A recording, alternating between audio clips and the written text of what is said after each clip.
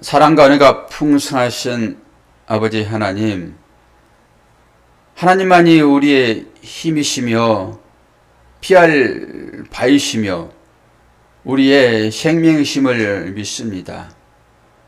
주 앞에 영광 돌리는 이 시백시간 되기를 원하고, 주 앞에 영광 돌리게 하기 위하여 하나님의 은혜와 사랑이 필요한 줄 하나님 아십니다. 오늘도 그 사랑, 그 은혜 풍성하게 허락하여 주심으로 세상 사람들이 우리 믿는 자들을 조롱할지라도 하나님은 결국 그들을 부끄럽게 하시며 우리들을 기쁨의 잔치 자리에 인도하실 것을 믿습니다. 오늘도 그 은혜가 풍성히 쏟아지는 복된 새벽 되도록 인도하여 주옵소서. 예수 그리스도의 이름으로 기도하옵나이다. 아멘. 이사야서 66장 5절에서 17절까지 됩니다.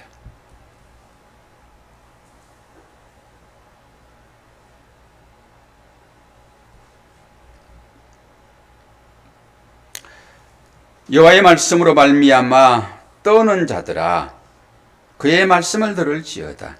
이르시되 너희 형제가 너희를 미워하며 내 이름으로 말미암아 너희를 쫓아내며 이르기를 여호와께서는 영광을 나타내사 너희 기쁨을 우리에게 보이시기를 원하노라 하였으나 그들은 수치를 당하리라 하셨느니라. 떠는 소리가 성읍에서부터 들려오며 목소리가 성전에서부터 들리니 이는 여호와께서 그의 원수에게 보응하시는 목소리로다. 시온은 진통을 하기 전에 해산하며 고통을 당하기 전에 나말을 낳았으니 이러한 일을 들은 자가 누구이며 이러한 일을 본 자가 누구이냐. 나라가 어찌 하루에 생기겠으며 민족이 어찌 한순간에 태어나겠느냐. 그러나 시온은 진통하는 즉시 그 아들을 순산하였도다. 여호와께서 이르시되 내가 아이를 갖도록 하였은즉 해산하게 하지 아니하겠느냐. 내 하나님이 이르시되 나는 해산하게 하는 이인즉 어찌 태를 닫겠느냐 하시니라. 예루살렘을 사랑하는 자들이여, 다 그 성읍과 함께 기뻐하라. 다 그 성읍과 함께 즐거워하라. 그 성을 위하여 슬퍼하는 자들이여, 다 그 성의 기쁨으로 말미암아 그 성과 함께 기뻐하라. 너희가 젖을 빠는 것 같이 그 이루하는 품에서 만족하겠고 젖을 넉넉히 빤 것 같이 그 영광의 풍성함으로 말미암아 즐거워하리라. 여호와께서 이와 같이 말씀하시되 보라, 내가 그에게 평강을 강같이 그에게 뭇나라의 영광을 넘치는 시내같이 주리니 너희가 그 성읍에 젖을 빨 것이며 너희가 옆에 안기며 그 무릎에서 놓을 것이라. 어머니가 자식을 위로함같이 내가 너희를 위로할 것인즉 너희가 예루살렘에서 위로를 받으리니 너희가 이를 보고 마음이 기뻐서 너희 뼈가 연한 풀의 무성함 같으리라. 여호와의 손은 그의 종들에게 나타나겠고 그의 진노는 그의 원수에게 더하리라. 보라, 여호와께서 불에 둘러싸여 강림하시리니 그의 수레들은 해오리 바람 같으리로다. 그가 혁혁한 위세로 노여움을 나타내시며 맹렬한 화염으로 책망하실 것이라. 여호와께서 불과 칼로 모든 혈육에게 심판을 베푸신즉 여호와께 죽임당할 자가 많으리니 스스로 거룩하게 구별하여 스스로 정결하게 하고 동산에 들어가서 그 가운데 있는 자를 따라 돼지고기와 가져간 물건과 쥐를 먹은 자가 다 함께 망하리라. 여호와의 말씀이니라. 아멘. 이사야에서 이제 마지막 내일 이제 끝납니다. 이제 끝나니까 마지막에는 늘 사도 바울이 서신을 전할 때 하나님의 사랑과 주 예수의 은혜가 너희에게 풍성할지어다 라고 하는 것이 서신서의 의미이잖아요. 하나님도 마찬가지입니다. 이제 마지막 이스라엘 백성들을 향한 하나님의 메시지가 주어지고 있는데 그것은 축복의 메시지입니다. 그동안 수고 많았다. 믿음을 지켜내느라고. 이제 내가 너희를 괴롭게 했던 그들을 철저하게 심판할 것이다. 이런 말씀과 함께 이스라엘 백성들에게는 축복의 말씀, 권면의 말씀들이 선포되어지고 있는 것을 볼 수 있습니다.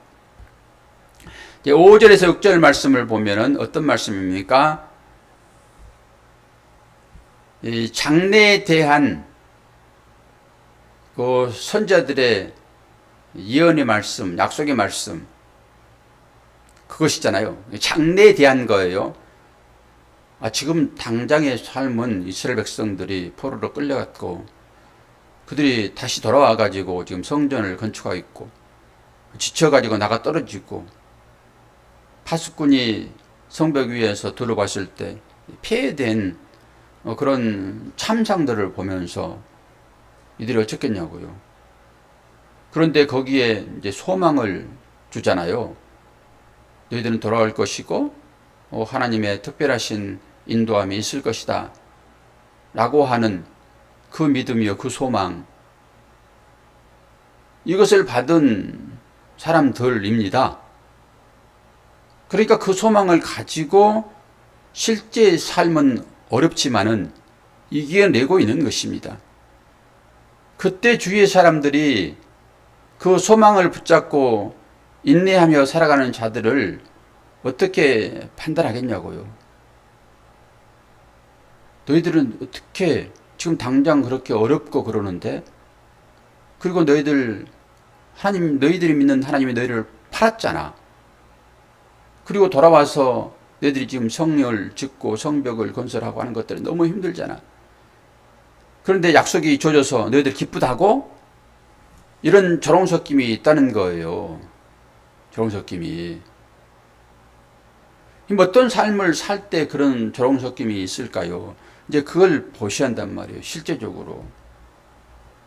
그 조롱이 우리의 삶 가운데 일어나는 거예요. 왜요? 함께 싸우지 않으니까. 그들이 추구한 바를 추구하지 않으니까. 약간 거짓말도 좀 하고 세상 사람들이 즐겨하는 그런 곳으로 곁길을 좀 가고 그들이 즐거울 때 함께 오락을 즐기고 그들은 인위적인 어떤 즐거움을 찾잖아요. 마음으로부터 우러나오는 심령의 즐거움이 아니라 쾌락을 찾지요. 그 쾌락을 찾는 것이 어제 말씀드렸던 포도주와 독주잖아요. 이건 나실인이 먹어서는 안 되는 것이죠. 우리 모두가 다 나실인 것을 여러분 아셔야 됩니다. 이 나실인은 속에서부터 우러나는 심령의 즐거움이 분명히 있단 말이에요. 이게 소망인 것이고. 그런데 세상 사람들은 그게 없어요. 마음을 깊이 살펴보면은 앞으로 장래의 일을 생각하면은 걱정 태산이거든요. 그건 미래를 주관하시는 하나님을 믿지 않는 것입니다. 결론은. 결국 내가 창고를 쌓아놔야지만이 내 영혼이 편한 거죠. 세상의 가치관 아닙니까? 그 사람들, 그것과 동조하지 않는 성도들의 삶인 것입니다. 동조하지 않는 삶. 어제도 제가 이제 저는 운동을 하잖아요. 화요일, 목요일. 근데 거기서 이제 게임을 이제 해요. 탁구를 치니까. 근데 목사도요, 할 수 없어요. 막 이기려고 막 한단 말이에요. 파트너가 있으니까. 돌이켜보는 거예요. 그렇게 하면서 목사라는 타이틀을 가지고 있는데 사람들이 다 아는데 어떻게 했는가? 우리가 맨날 지고 있으니까 제가 통쾌하게 그냥 백스윙으로 한번 갈겨버렸더니 내 파트너가 얼마나 좋아하는지. 내 파트너가 다른 교회 목사님 사모님이었어요. 그러니까 목사는 갈겨버리고 사모님은 좋아하고 그들은 아주 기분 나빠하고 되게 기분 나쁘거든요. 그렇게 갈기면은. 그래 놓고 제가 그런 설교를 하잖아요. 우리의 모든 삶 가운데서 내가 존귀함을 얻을 것인가? 그렇지 않으면은 그 일을 통해 가지고 하나님께서 오고 계심을 아는가라고 하는 걸 설교했잖아요. 그러면 제가 그 일을 통해 가지고 과연 목사가 그렇게 한 방 갈기고 즐거워하는 것이 마땅하냐 이런 거잖아요. 무슨 일을 하든지 간에 이 일을 통해 가지고 하나님께서 오고 계시는가, 그게 전도를 할 수 있는 대상자한테 할 수 있는 일이었는가라고 하는 걸 보자라고 하는 것입니다. 한때는 즐거움이 됐겠으나 아이고 저 목사 저 좀 봐, 저거 분풀이 하는 식으로 그렇게 탁구를 치냐, 이런 소리 하면서 내가 교회를 가나봐라 그러지 않겠습니까? 그래서 이 경쟁적인 어떤 것을 할 때는 참 조심스러워야 됩니다. 우리 모두가 다. 또 경쟁을 해야지만이 재미있거든요. 거기서 이기는 통쾌함이 얼마나 큰지 아십니까? 권사님이 경쟁을 안 해니까 잘 모르시죠? 게임이라고 하는 것은 그렇게 재미있는 거예요. 지금 이 믿는 사람들의 실정이 그렇다라고 하는 거예요.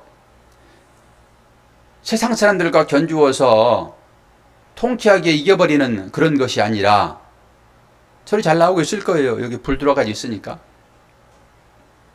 그런 것이 아니라 그들과 함께하지 아니함으로 인한 어려움, 꼭 한번 이겨서 코를 납작하게 해주고 싶은데 그렇지 못하는, 그들과 함께 전도를 해야 되기 때문에 맨날 져줘야 되는 그런 삶으로 살아가는 그런 것들 때문에 힘들단 말입니다. 그것은 뭡니까? 선지자가 그렇게 살아야 돼. 그래야지 하나님의 나라를 너희 마음 가운데도 이룰 수 있고 교회도 이루어낼 수 있어 라고 하는 그 말씀 때문에 순종하는 그 삶이 여러분 쉽겠냐고요.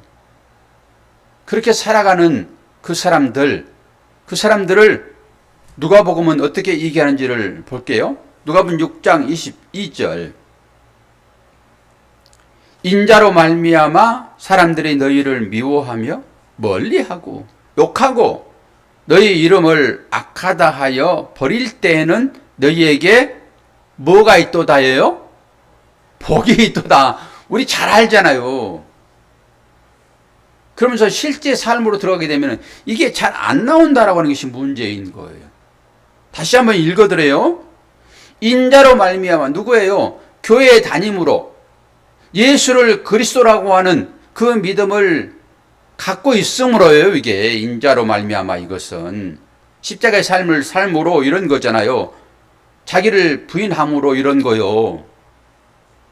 그러므로 말미암아 사람들이 너희를 미워하며 멀리하고 욕하고 너의 이름을 악하다 한다고요. 야, 너 어떻게 그렇게 사니?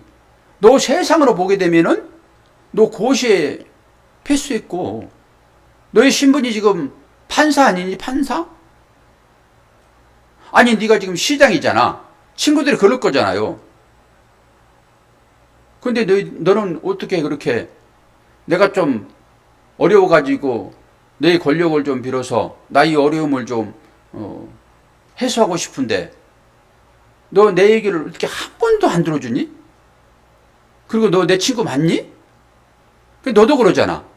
아이 조금 눈먼 그 뒷돈 좀 받아. 그래가지고 너 그 어려움에서 좀 벗어나. 이런 얘기를 할 거잖아요, 세상 사람들은. 그런데 못하는 것은 내가 목사이고 우리 모두가 그리스도를 믿는 성도이기 때문에 그 가르침을 받고 사는 사람들 때문에 못한단 말입니다. 그런 얘기인 거예요. 이게 세상 사람들이 우리를 조롱하고 뭐 악하다 하고 뭐 그렇습니까? 실적으로 자기의 그 권력이라고 하는 세상의 가치관을 내려놓을 때 그런 얘기 아닙니까? 그리고 우리를 버린단 말이에요. 너가 상종하겠어? 이런 것이죠. 그리고 또한 우리는 세상에서 빛과 소금인 것이잖아요. 당연히 악한 자들 앞에 서게 되면은 그들의 악함이 드러나는 거예요. 우리의 삶을 통해 가지고. 같이 맞짱 뜨면 무슨 그들의 삶이 드러납니까? 같이 원수 갚는 걸로 가게 되면은 어떻게 그들의 잘못이 드러나냐고요. 우리가 낮은 자로 내려가 버릴 때, 그냥 져줄 때, 그 얘기 하는 것입니다. 그런 자에게 뭐가 따른다고요? 의사님? 복이 온다고요, 복이. 근데 복은 좋아하는데 삶은 잘 안 되지요. 그러면서 자신을 한번 돌아보는 거예요. 다음에는 조금 더 조심하자. 근데 그 상황이 돼가지고 열이 뻗치게 되면은 또 안 돼요, 그게. 또 한번 갈겨가지고 속시함을 느낀단 말이에요. 그러면서 자신을 보는 거죠. 아, 내 속에 이렇게 아직도 그 악한 것들이 똑같이 있구나, 라고 보는 것입니다. 그리고 이제 7절에서 14절, 이게 이제 축복의 말씀들이 있는 거지요.